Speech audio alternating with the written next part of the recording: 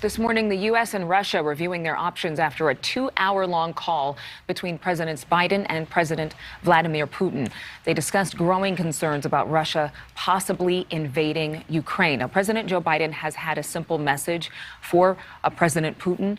If anything is escalated, if there are troops that enter into Ukraine, Russia will face sanctions that will lock up the Russian economy. Without giving any signs of his intent, Putin wants to be promised NATO and long-reach weapon systems will not expand further east, threatening Russia. NewsNation's Leland Vittert joined us once again this morning. Now, Leland, both sides have said that Tuesday's talks were friendly as they could be, I guess, in this situation, business-like. Both sides had this very blunt bottom line, but President Putin saying that and accusing Ukraine of provoking the situation. And President Biden actually had to be very clear, but I'm going to ask you the same question I asked Mike Vaquera. What exactly was accomplished here, or was this just a war of words? Excellent question. The Russians love to play the victim. They are professional victims. This is the straw man argument that Putin always sets up, which is somehow the West is provoking him by simply existing. What could have been accomplished is that Vladimir Putin would have seen a resolve from President Biden that he did not see from the past three American presidents, Bush, Obama, and Trump, that Vladimir Putin very successfully manipulated as a former KGB spy runner and operative. So if he saw that resolve from President Biden, well, then something was very much accomplished. The problem is we just really don't know. The only thing that we have out of this meeting to really interpret, other than the spin, is these pictures, 3 pictures from the White House, which basically show Joe Biden sort of sitting there looking.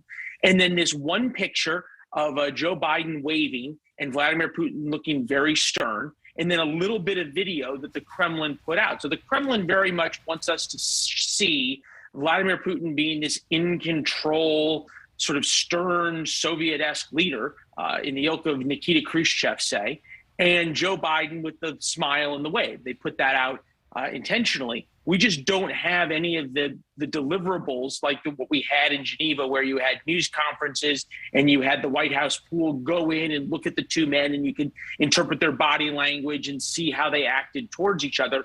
All of things that would give us clues to how that meeting really went.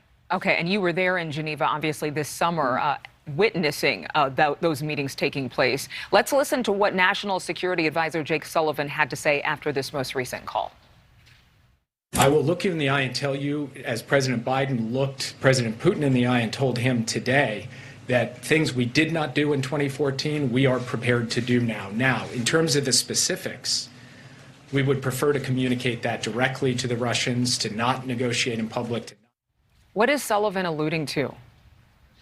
He's alluding to a couple of things. One, he's alluding to the idea that in 2014, when Ukraine was invaded by Vladimir Putin, President Obama did very little. I was in Ukraine as it was happening, and the Ukrainians were just stunned by how sort of feckless the American response was. So that was number one. He's alluding to that event.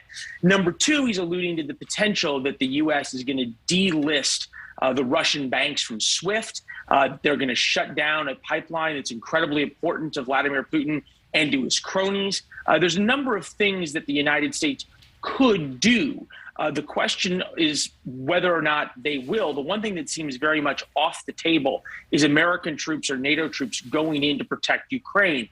So at some level, this becomes a war of wills, right? If Vladimir Putin wants Ukraine more than President Biden is willing to defend Ukraine, Putin wins by default. I want your gut check here, because you are very experienced in matters of global affairs. When it comes to these conversations, is this just a matter of PR to some degree, or could we see some serious actions being taken by some of our NATO allies in Europe?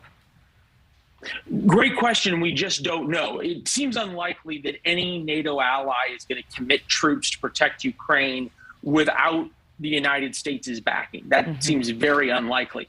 What is more likely is you get to January when the ground is frozen in Ukraine, and therefore Putin's tanks and other military equipment can move a lot easier through eastern Ukraine. It's a muddy, very, very difficult terrain to move through when it's wet and soggy. Armies move a lot better over frozen ground. So you get to January and there is some real saber rattling by the Russians. They start trying to provoke the Ukrainians. This is the playbook the Russians ran in 2008 in Georgia, the Republic of Georgia, and then George W. Bush sat back and did nothing. You have to think that there's going to be 72 or 96 hours in January where President Putin will really see if President Biden's tough words and what you just heard from Jake Sullivan will be backed up by tough actions. All right, Leland Vittert, thank you so much. And of course, you all who are watching can catch On Balance with Leland Vittert every weeknight, 7 Eastern, 6 Central, right here on NewsNation. Thank you so much for watching. Make sure to click on the red subscribe button below so you can get more of NewsNation's fact-driven, unbiased coverage.